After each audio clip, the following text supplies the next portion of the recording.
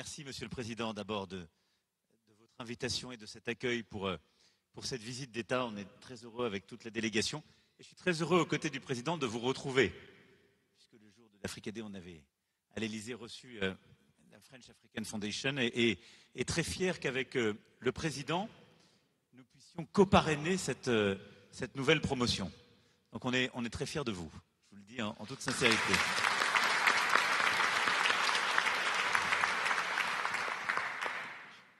Je fais une minute de publicité. Le projet dont vient de parler le Président, c'est l'entreprise Poma qui l'assure et c'est un super projet. Donc on va aller au bout de la ligne 1 et on veut en pousser d'autres. Alors maintenant, je voulais peut-être en complément de ce qu'a dit le Président, revenir sur votre point sur l'agriculture, parce que le Président, à juste titre, a mis au cœur de notre sommet demain, justement de la communauté de l'océan Indien, la sécurité alimentaire. Et c'est vrai que quand on regarde la situation, elle est très contrastée, parce qu'il y a un potentiel agricole dans toute la région qui est fait absolument formidable, qui n'est pas totalement exploité. Il y a en même temps des défis climatiques qui font que les épisodes de sécheresse sont de plus en plus nombreux. Les cyclones, et nous les avons connus, et Mayotte et la Réunion pour nos territoires français, et Chido et Garance ont connu été des moments absolument terribles pour nos territoires et nos agricultures. Et donc, on doit aller vers l'autonomie alimentaire de la région et on doit aller vers une agriculture plus résiliente. Et pour ce faire, on a besoin de plus de coopération. Et au fond, la France est présente dans cette région à travers deux territoires très contrastés. Mayotte n'est pas en autonomie alimentaire.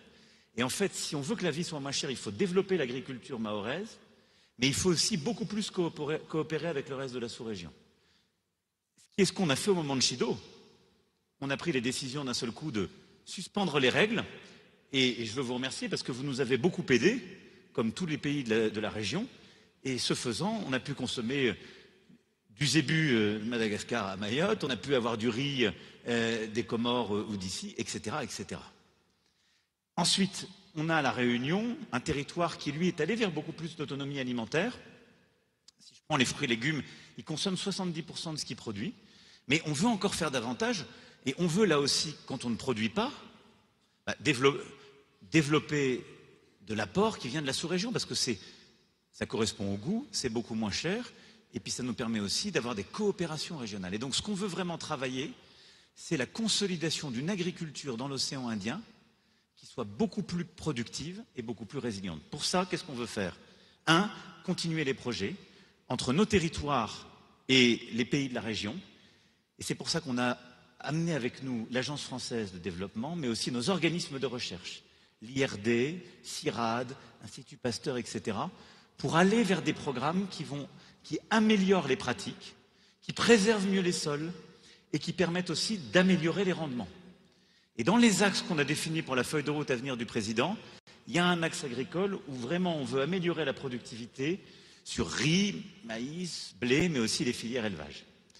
2, on veut travailler à une zone commune, et donc on veut convaincre aussi les Européens, filière par filière, pour avoir en quelque sorte des normes partagées et au fond aller vers un marché beaucoup plus intégré. 3, on veut aider à former. Et donc, et à Mayotte et à La Réunion, on est en train de former de plus en plus de jeunes dans les métiers agricoles. On veut aussi être des partenaires ici pour former sur ces métiers techniques agricoles la jeunesse malgache. Parce qu'il y a un potentiel extraordinaire, il y a milliers d'hectares qui ne sont pas exploités aujourd'hui sur le territoire et qui vont permettre d'améliorer la résilience, l'autonomie alimentaire. Mais il faut pour ça former des jeunes, parce qu'aujourd'hui, vous avez une agriculture, on peut encore aller beaucoup plus loin, mais si on veut la faire gagner en productivité, il faut des meilleures pratiques et une formation. Et puis enfin, il faut du capital pour ce faire, et l'intégration régionale permet aussi de faire cela. Et donc c'est dans cette coopération qu'on veut bâtir notre feuille de route, qui est toujours, comme on la pense ensemble, très respectueuse, très pragmatique, mais où on veut faire avancer vraiment le modèle agricole, et qui doit être un modèle agricole, vous le voyez, qui est plus productif, qui sort de l'informel, qui en même temps repose sur l'innovation, comme vous l'avez dit vous-même, parce que c'est comme ça qu'on aura de la résilience, qu'on aura des espèces qui résistent mieux, parfois à certains épisodes climatiques, à aussi certaines mutations, à certaines attaques, on le sait, qui peuvent exister, des épizooties aux attaques sur le végétal. Et donc c'est pour ça aussi qu'elle repose sur une vraie coopération scientifique et de formation. Donc voilà un peu l'esprit de notre coopération. Elle est régionale, elle passe par l'innovation, elle passe par la formation. Mais moi je vois un très grand avenir pour toutes ces filières ici. Et elle repose aussi sur une histoire. On en a parlé avec le président tout à l'heure. La vanille, qui est une très grande force de votre territoire, qui fait de vous l'un des grands exportateurs, c'est une histoire franco-malagasse. Je parle de vanille, j'ose à peine devant les élus réunionnais et mahorais, parce qu'ils vont me rappeler que ça vient de chez eux à juste titre. Et le président le reconnaît lui-même, mais ça fait partie de la créolisation de nos pratiques. Ils en ont fait aussi un trésor ici. Et donc, cette histoire, elle vient de très loin entre nous. Et sur les tables françaises, je peux vous dire qu'on a envie de trouver l'excellence des produits de Madagascar. Et c'est aussi pour ça que derrière ça, il y a la gastronomie. Derrière ça, il y a la gastronomie, et c'est toute une filière. Il y a les métiers de la table, il y a la gastronomie. Le chef Gomez est là, il a monté ici une école en lien avec le père Pedro. Et donc, il y a tout un écosystème avec un potentiel d'avenir formidable. Donc vous pouvez vraiment, pour les plus jeunes, vous lancer dans l'entrepreneuriat, mais aussi convaincre des jeunes de rentrer dans ces métiers. Je voudrais juste rebondir et rajouter par rapport à ce que le président Macron vient de dire dans le secteur de l'agriculture. Que ce que vous avez dit, 20% de zones donc avant le président, c'est qu'à la jeunesse a une et à travers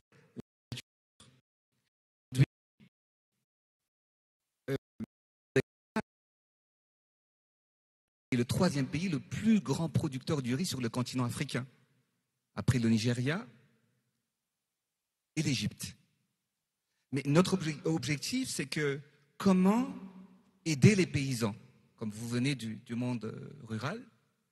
Nos paysans aujourd'hui sont pauvres. Ils ne peuvent pas acheter les engrais, ils ne peuvent pas acheter les semences. Et même avant que leur récolte sorte de terre, c'est déjà en fait une dette. C'est pour cette raison qu'il faut mécaniser, qu'il faut aider. Et aussi la jeunesse à rentrer dans ce domaine qui va combattre la pauvreté à Madagascar.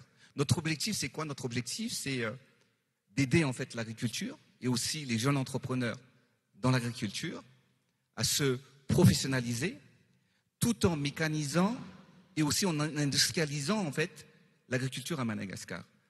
Notre objectif donc, c'est que Madagascar doit devenir et redevenir le grenier agricole de l'océan Indien et du continent africain.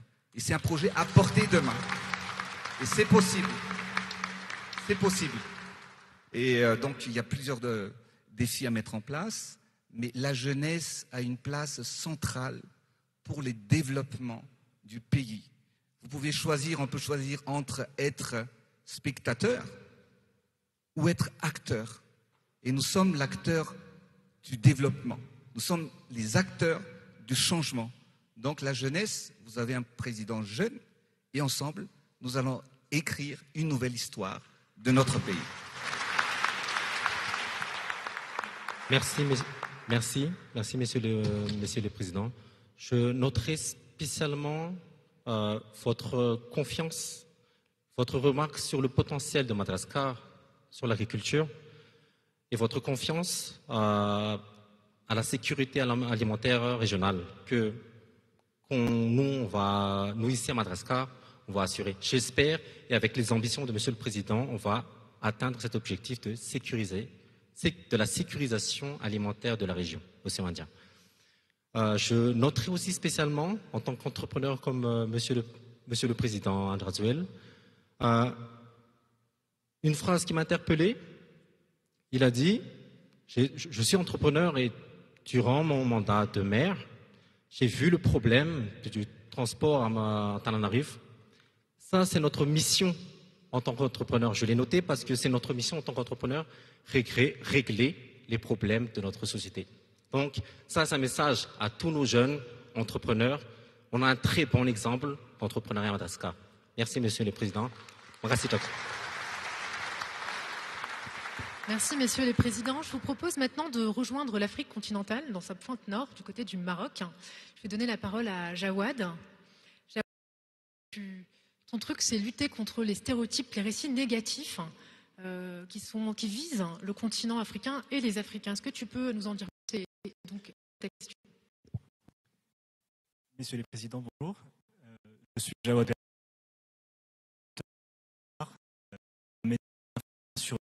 pour mettre en avant la créativité, les talents et les réussites africaines. En un an, 25 millions de personnes sur le continent et dans la et je précise que vous pouvez vous abonner. Merci.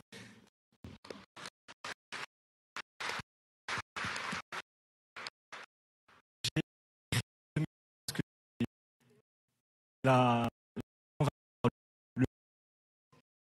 pour rassembler, pour inspirer, pour donner envie. Chacun a besoin de positifs dans lesquels il se reconnaît, il donne alors pour vous, c'est très simple, tous les deux, des très jeunes, les jeunes dans la salle, c'est comment avec et ça c'est la jeunesse qui font la force des leaders. Merci.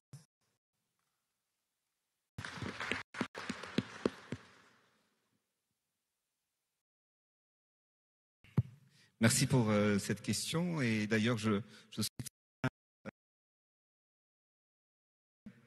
ça m'aide à m'informer et à s'informer également sur tout ce qui se passe sur le continent africain.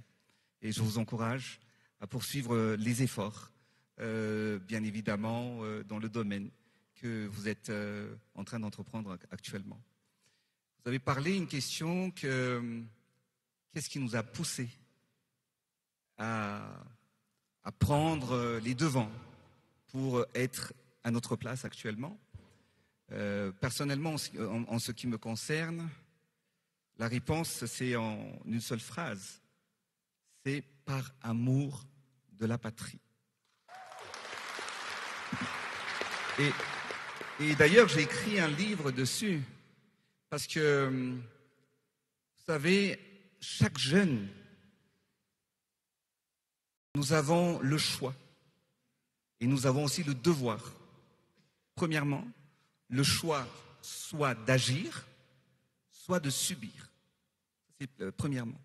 Et deuxièmement, moi je suis convaincu que chaque citoyen doit être utile au sein de sa famille, sa communauté, son pays, pour pouvoir emmener le changement et la transformation dont nous voulons. On ne peut pas évoluer dans la vie si on n'a pas un projet, si on n'y croit pas. Et si on ne met pas les moyens pour y arriver. Donc effectivement, c'est pour cette raison que je me suis lancé pour être candidat à la mairie de la capitale en 2007. À l'époque, j'avais 33 ans. C'était difficile parce que j'étais tout nouveau dans la politique. Et tout le monde me décourageait. Mais ceux qui m'ont découragé, ce sont eux qui n'ont pas réussi. Mais moi, je me suis dit, moi, je vais y arriver. Et quand on y croit, on y arrive toujours. Et le message, si j'ai un message à partager aux jeunes aujourd'hui, ne vous laissez pas décourager. Vous n'allez pas y arriver, il y a trop de problèmes, il n'y a pas de solution, que tout est impossible. Et répondez que c'est possible. Et on se donne rendez-vous quand vous allez réussir. Et c'est ça. Et c'est ce que je voudrais partager avec la jeunesse d'aujourd'hui. Mais rapidement, pour en revenir dans la vie politique, effectivement, j'étais le plus jeune président, chef d'État au monde, parce que j'ai accédé en fait en tant que président de la transition à l'âge de 35 ans, à l'époque. Et c'était pas facile, mais j'y croyais. Et aujourd'hui encore, il y a beaucoup de défis mettre en place et à réaliser. justement pour réussir dans notre mission. Mais ce qui est important, ce que je voudrais spécifier là-dessus, parce que je parle beaucoup Nashwaat, je ne sais pas si on n'a pas trop le temps, mais moi, quand j'ai le micro, voilà, même si on reste ici pendant plusieurs heures, mais pour en terminer par rapport à ce parcours, c'est que, vous savez, le plus important, et pour moi, et c'est ce que j'essaye de transmettre, ce n'est pas le titre. Que vous êtes président, que vous êtes ministre, que vous êtes sénateur, que vous êtes maire, ou quoi que ce soit. C'est pas le titre qui importe. Le titre, ça passe. Après tout le monde, on sera tous des ex-présidents, des ex-ministres, des ex-gouverneurs. Mais ce qui est important, c'est que c'est pas le titre. Mais quand vous y étiez à votre place, qu'est-ce que vous avez réalisé? Qu'est-ce que vous avez fait? Et moi, personnellement, j'ai envie, et je vais faire, marquer l'histoire, que tout le monde va se souvenir que quand le président Radziwiłł, avec le président Macron, quand ils ont fait la visite officielle, quand monsieur le président Macron a visité Madagascar, qu'est-ce que nous avons fait et qu'est-ce que j'ai fait en tant que président de Madagascar? C'est ça, transformer et marquer l'histoire. Et nous allons marquer l'histoire, nous allons transformer l'histoire. Et j'encourage à l'ensemble des jeunes d'oser, d'agir et d'avancer et d'en transformer. Et c'est ensemble que nous allons réussir. Merci.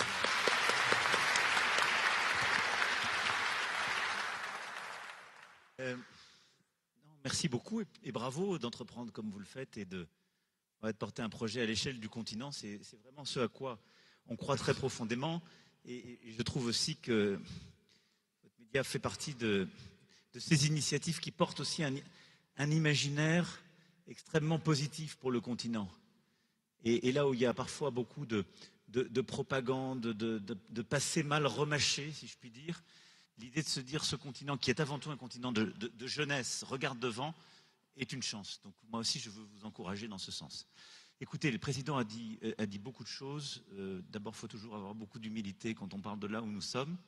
Je voudrais d'abord dire aux plus jeunes qui se posent cette question, rassurez-vous, la jeunesse est un état très transitoire et ça passe assez vite. Donc si vous pensez que c'est un problème ou si des gens vous disent c'est un problème d'être jeune, ça se règle assez naturellement. La deuxième chose, je pense que ce qui permet de mener des combats, c'est d'être porté par quelque chose qui est plus grand que soi. Et donc, avec les différences qui vont être l'histoire, nos pays, je crois que quand on s'engage, et ça c'est vrai, je crois de toutes les femmes et les hommes qui s'engagent dans des aventures collectives, qu'elles soient politiques ou associatives, c'est être porté par quelque chose de plus grand. Et moi, je voudrais vraiment dire à la jeunesse qui est ici, on vit dans un monde où l'individualisme est quand même roi et où je trouve que très souvent l'engagement politique est décrié. À tort, parce qu'il faut des femmes et des hommes pour s'occuper de la vie de la cité. C'est même la chose la plus importante. C'est noble. Et donc, engagez-vous. Parce que c'est un supplément d'âme qu'on ne retrouve nulle part ailleurs. Et je crois qu'on arrive à faire des grandes choses quand on est porté par celle-ci, par un enthousiasme qui, au sens propre du terme, étymologique du terme, consiste à avoir un petit Dieu en soi qui nous pousse un peu plus loin, un peu plus haut. Et donc, ayez cet enthousiasme qui va avec l'engagement public. Et je crois que ce qui nous a permis d'accéder aux fonctions qui sont les nôtres, c'est qu'on était portés, que nous sommes toujours portés par un enthousiasme et la conviction, l'attachement en effet à la patrie, au pays, qui est plus grand que nous-mêmes. Et ça, c'est fondamental que ça ne vous quitte jamais. Après, il faut prendre son risque. Et parfois on réussit, parfois on perd, et c'est un autre message que je voudrais avoir pour la jeunesse qui est là. Le succès est marginal dans l'aventure.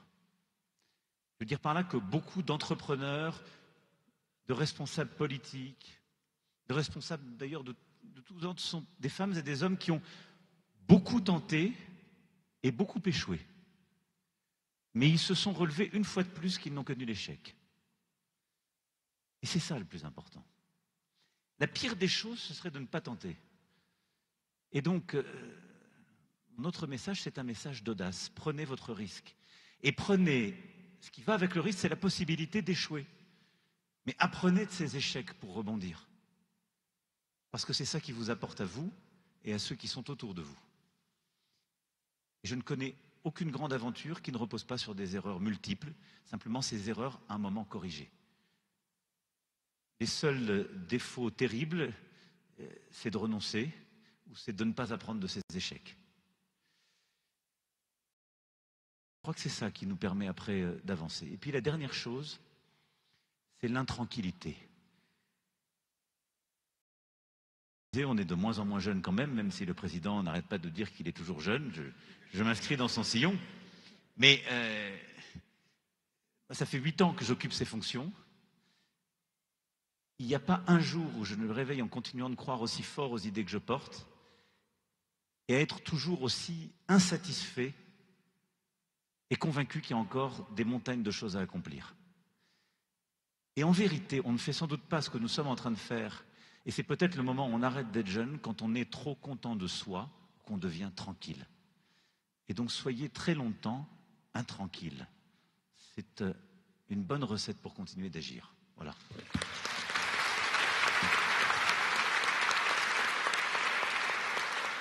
Merci, Monsieur le Président, pour vos réponses. Du coup, comment vous restez connecté à la jeunesse? Bon, ça fait partie de cette intranquillité. Si on n'est pas connecté, elle nous le rappelle.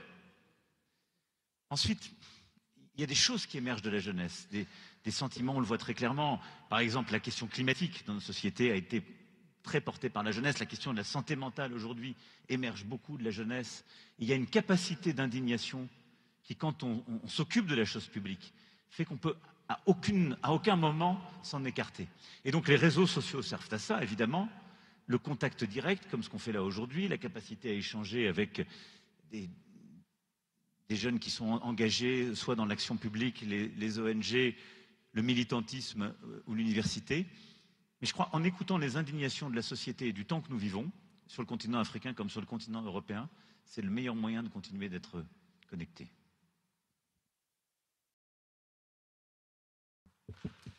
Merci, Monsieur le Président. Audace, il ne faut jamais renoncer, avancer, transformer. Merci pour ces mots forts. Je pense qu'on peut encore les applaudir.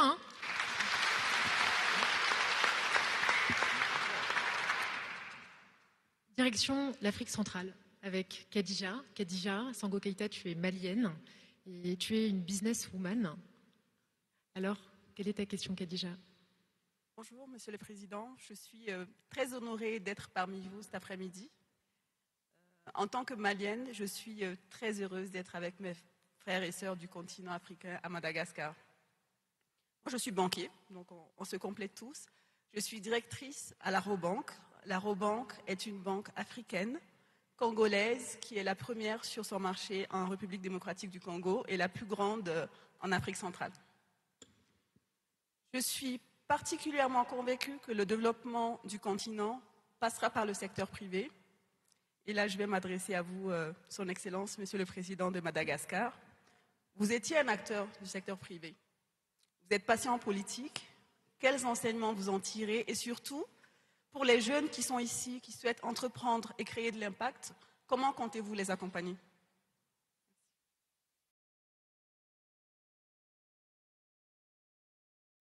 Tout d'abord, merci d'avoir traversé l'océan du Mali pour venir ici à Madagascar pour cette rencontre. Effectivement, j'étais et je suis encore dans l'entrepreneuriat. Et cela m'a permis aujourd'hui, en tant que chef d'État, d'avoir les méthodes, mais surtout le sens du leadership pour pouvoir fédérer l'ensemble de mes collaborateurs à aller dans la même direction pour pouvoir atteindre l'objectif pour le développement du pays. Donc c'est important. C'est l'expérience du secteur privé à chef d'État. Il y a beaucoup de choses qui se ressemblent, mais l'ampleur n'est pas tout à fait le même. Ceci dit, en ce qui concerne par rapport à votre question, qu'est-ce qu'on fait pour la jeunesse aujourd'hui? Étant donné que j'étais même dans l'entrepreneuriat, je sais qu'il faut aider la jeunesse, et surtout particulièrement à Madagascar, parce qu'on ne peut pas entreprendre sans qu'on ait les financements nécessaires si on a un projet. Donc vous êtes banquier effectivement, à Madagascar, c'est très très difficile pour la jeunesse d'accéder justement à des prêts. C'est quasiment impossible. C'est pour cette raison que depuis le début de mon mandat, j'ai mis en place un programme qui s'appelle FIARIN. On travaille avec la banque pour sélectionner les dossiers et financer des projets dans l'agriculture, dans la tech, dans l'élevage, dans le commerce également. Et cela a permis, nous avons mis en place 40 millions d'euros chaque année pour financer en fait les entrepreneurs, les jeunes entrepreneurs à Madagascar. Et cela a créé aujourd'hui plus de 100 000, 105 000 exactement de projets ont été sélectionnés et financés par ce projet. Ça, c'est un devoir justement d'aider la jeunesse malgache. Et aujourd'hui, ils sont nombreux qui ont réussi dans plusieurs secteurs de l'exportation également. Et c'est ça, en fait, par rapport à qu'est-ce qu'on fait pour aider la jeunesse. Donc, j'ai mis en place, tout en sachant que l'accès au financement, c'est difficile. Donc, l'État a pris l'initiative de mettre en place des emprunts à taux très, très faible. Je pense qu'on est à moins de 5%. Si aujourd'hui, l'emprunt à la banque, j'ai un grand banquier en face de moi qui est à 12% actuellement, le taux d'intérêt à Madagascar. Donc voilà, pour répondre à votre question, voilà ce que j'ai entrepris, ce que nous avons fait pour pouvoir aider la jeunesse malgache à entreprendre. Merci, Monsieur le Président. Merci, Monsieur le Président. Je pense qu'on peut vous écouter aussi, Monsieur le Président Emmanuel Macron, sur cette question, le rôle du secteur privé, qui a eu aussi un rôle dans votre trajectoire politique, dans votre carrière. Comment il a peut-être influencé votre carrière, et puis surtout, quel rôle vous voyez du secteur privé dans le développement économique et du continent. Et puis évidemment, on sait que vous portez beaucoup de projets pour soutenir les jeunes entrepreneurs africains. Est-ce que vous pouvez nous en dire quelques mots? Oui, je souscris à ce qu'a dit le Président à l'instant. Ce que ça apporte, le secteur privé, c'est une culture du collectif, un sens des résultats et de l'exécution. Et je crois d'ailleurs que c'est assez voisin des défis qu'a aujourd'hui la question politique dans nos sociétés, qui a un besoin d'efficacité, de résultats tangibles. Que le secteur privé a une contribution énorme au développement du continent africain et à nos partenariats. D'abord, on investit beaucoup et on a beaucoup réinvesti ces dernières années dans le cadre de ce qu'on appelle l'investissement solidaire, le rôle de l'AFD, de coopération. Et malgré ce réinvestissement, la première solidarité qui existe entre France et le continent, ce sont les financements privés. Et ce sont les solidarités de cette diaspora qui est riche de beaucoup de pays en Europe. Donc il y a les financements publics, tous les financements privés qui vont derrière. Le défi du continent africain, c'est essentiellement un défi formation et capitaux. On résume les choses. C'est très graphique avec une démarche pleine d'expansion. Exactement le défi du président aujourd'hui, c'est sur 7 000 jeunes qui arrivent chaque année sur le marché du travail.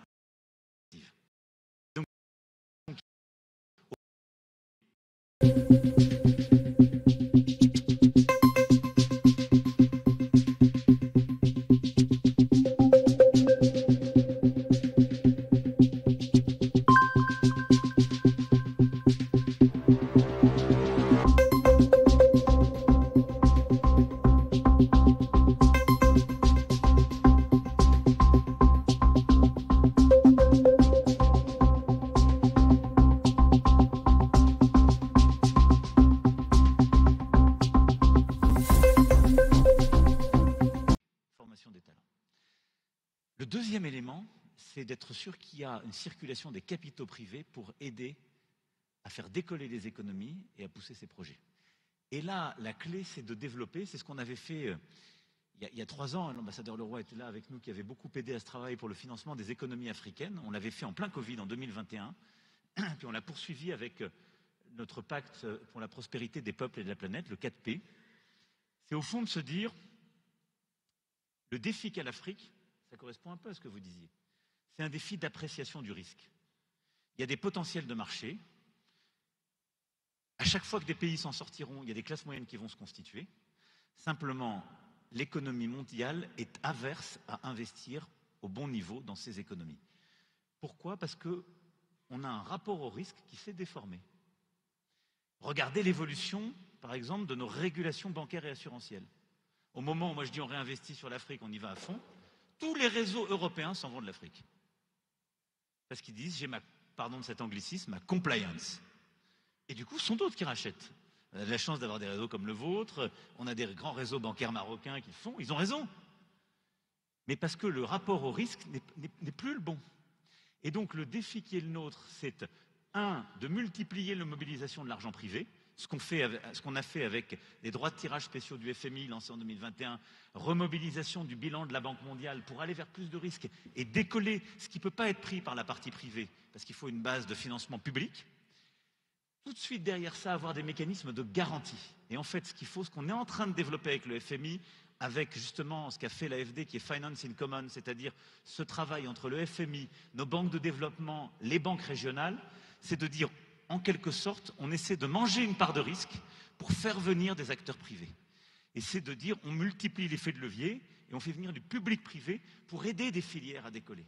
Ce qu'on s'est dit sur l'agriculture, il faut peut-être pour certaines filières mettre de l'argent public, mais très vite, il faut embarquer de l'argent privé pour que quand on met 10 de public, on ait au total un investissement de 100.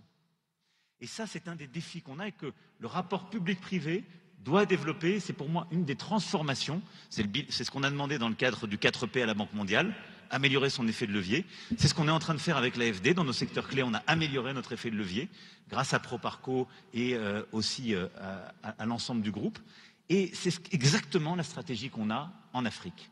Ce qu'on a avec la plateforme Digital Africa, ce qu'on a fait avec Choose Africa, qui était de faire venir des grands investisseurs du monde entier sur des opportunités africaines, et ce qu'on a fait avec un guichet associant Business France, la Banque publique d'investissement et l'AFD, c'est une stratégie pour emmener avec nous le secteur privé, français mais aussi européen, en Afrique, connecter les secteurs privés africains entre eux, et dire à chaque fois qu'on fait de l'investissement solidaire, on déclenche une filière et surtout de l'investissement privé.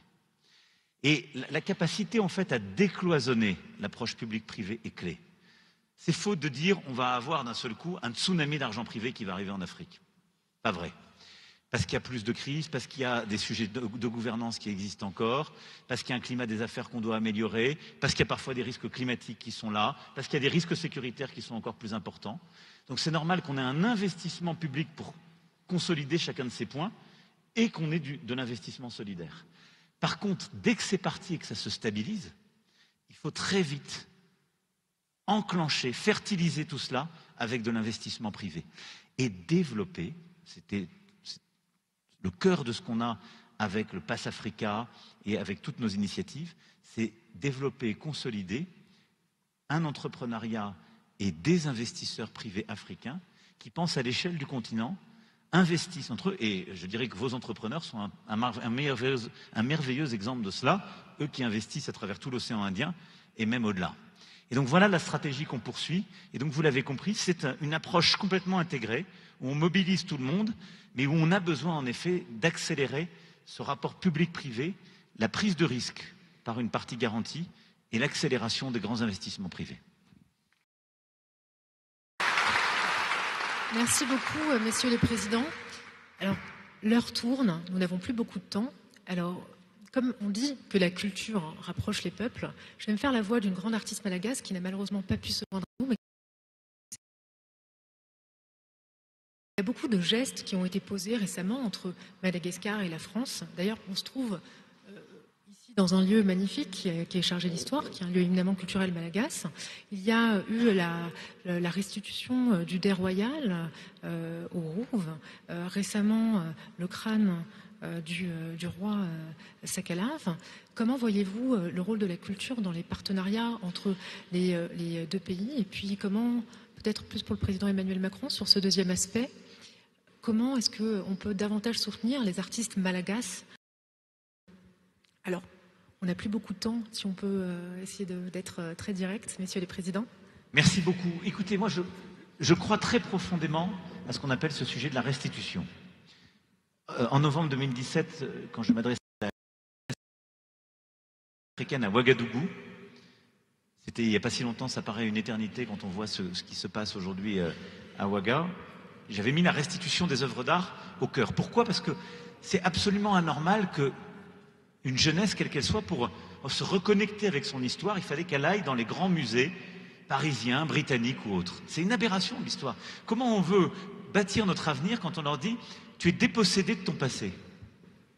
Et donc on a fait un travail vraiment scientifique qui a d'abord été nourri par deux très grands scientifiques, Bénédicte Savoie et Felwine Sarr, qui ont fait un travail en 2018, un rapport qui a fait date et qui a construit une méthodologie.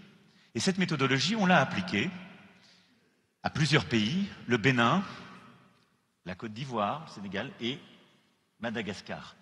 Et on a passé une série de lois, et en particulier une loi l'année dernière, il y a 1 an et demi, qu'on inaugure d'ailleurs avec les crânes Sankala, vous l'avez évoqué, pour Madagascar, qui va permettre ces restitutions. Et ça dit des choses très simples, notre approche. Quand des objets, des œuvres d'art ont été volées à un peuple, et donc on regarde les conditions dans lesquelles elles sont arrivées dans le musée, elles doivent être restituées. Et ensuite, tout ça n'est pas simplement un geste qui consiste à dire « reprends ce qui est à toi, je ne veux plus le voir ». Parce que cette restitution ne peut pas non plus être une séparation.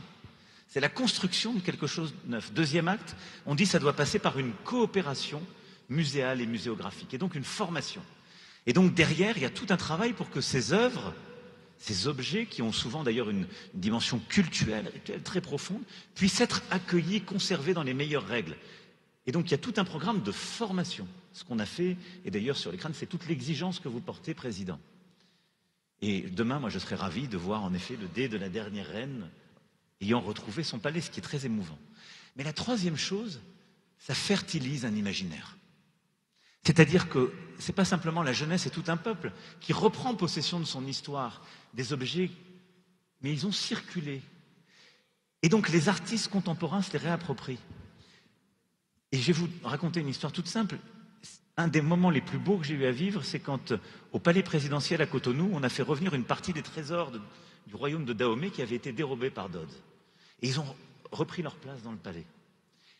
Et des artistes béninois contemporains avaient, en parallèle, mené un dialogue et fait des œuvres. Et il y a quelques mois, on les a accueillis à Paris, à la Conciergerie. C'est-à-dire dans un des lieux les plus anciens, au cœur de la capitale, du fin fond du Moyen-Âge, on a mis des artistes béninois qui s'étaient réappropriés les œuvres qui avaient été dérobées, qu'on venait de leur restituer. C'est exactement ça, cette circulation des talents et des imaginaires. Et c'est pour ça que ça a une puissance folle de restituer, parce que c'est pas restituer, c'est revigorer, c'est réinventer, c'est repermettre de créer pour que ça circule. Et donc c'est pourquoi ce que nous voulons faire avec le président, c'est en effet développer aussi les coopérations artistiques et permettre de simplifier, en particulier dans tout l'espace océan Indien et dans tout le dialogue que nous avons au sein de la COI, on va drastiquement simplifier les voies et moyens de faire circuler nos talents réunionnais et mahorais chez tous leurs voisins, et les talents malagasy et autres en France, avec des visas simplifiés, talents pour les entrepreneurs, mais aussi les créateurs et les intellectuels. Et ça, c'est absolument faux. Monsieur le Président. Merci, Monsieur le Président. Vous savez, Madagascar et les Malagasy, on s'attache beaucoup à notre histoire, à notre racine. Et c'est pour cette raison que je tiens à vous remercier pour la restitution en fait, du dé de la reine, Ranaval 3. Maintenant, la restitution aussi du crâne du roi de la Panzac, également Twir, qui sera accueilli au mois d'août, parce que la famille de ce grand leader, de ce grand chef, ils n'ont pas pu faire le deuil, que maintenant, donc, ce sera vraiment accueilli avec fierté et honneur par rapport à la restitution des 3 crânes, justement, dont le roi Twir. Pour vous dire que moi, personnellement, je m'attache beaucoup à l'histoire. Parce que même la jeunesse malgache et l'ensemble des malgaches malagasy, parce qu'on ne peut pas avancer, on ne peut pas écrire notre propre histoire sans connaître notre histoire. Par exemple, ici, c'est une fierté pour nous, Monsieur le Président, de vous accueillir ici. Ce bâtiment a été construit en 1872 par le Premier ministre de la Royauté à l'époque, et aujourd'hui qui est devenu comme musée pour accueillir ce genre d'événements. Et c'est une fierté pour nous les Malagasy. Mais au-delà de ça, la culture lie en fait nos peuples. Notre culture et le talent des jeunes va au-delà aujourd'hui de nos frontières. Puisque, je vais juste prendre quelques exemples, quand il y avait eu des concours de chant en France, il y avait eu à 2 reprises, dans Star Academy et The Voice, ont été remportés par des Malgaches, Marguerite et Anisha. Pour vous dire que nos talents et même nos arts vont au-delà de nos frontières. Et merci, Monsieur le Président, parce qu'on a discuté tout à l'heure, et donc c'était une bonne nouvelle, parce que quand le Président Emmanuel Macron a déjà répondu tout à l'heure, parce qu'on a discuté qu'on a beaucoup de difficultés pour les jeunes talents, les artistes, pour aller à La Réunion, pour attendre 6 mois de visa. Et donc aujourd'hui, il y a une solution que Monsieur le Président avait déjà suggérée. Donc les jeunes Malagasy, vous, les jeunes entrepreneurs, vous pouvez maintenant échanger et aller librement, circuler librement. Ça fait partie des discussions que j'ai eues avec le président Macron. Parallèlement à cela, et je sais que le temps passe Nashwaat, vous savez, nous avons vraiment une force dans la COI. La COI, ça regroupe 5 nations. Nous sommes liés par l'océan, mais parfois, Monsieur le Président, aussi par le sang, à travers des générations. Parce qu'il y a des Comoriens qui sont malagasy, il y a des créoles réunionnais qui a le sang malagasy, et ça, c'est une force. Mais c'est quoi notre force? Notre force aujourd'hui, et ça, c'est vraiment, il faut le valoriser, c'est que ces 5 pays, ces 5 nations, on parle de la même langue. C'est la langue de Molière, parfois créolisée. Et c'est une force pour renforcer l'échange et la culture dans l'océan Indien. Et voilà, j'en termine là-dessus. Merci, messieurs les présidents.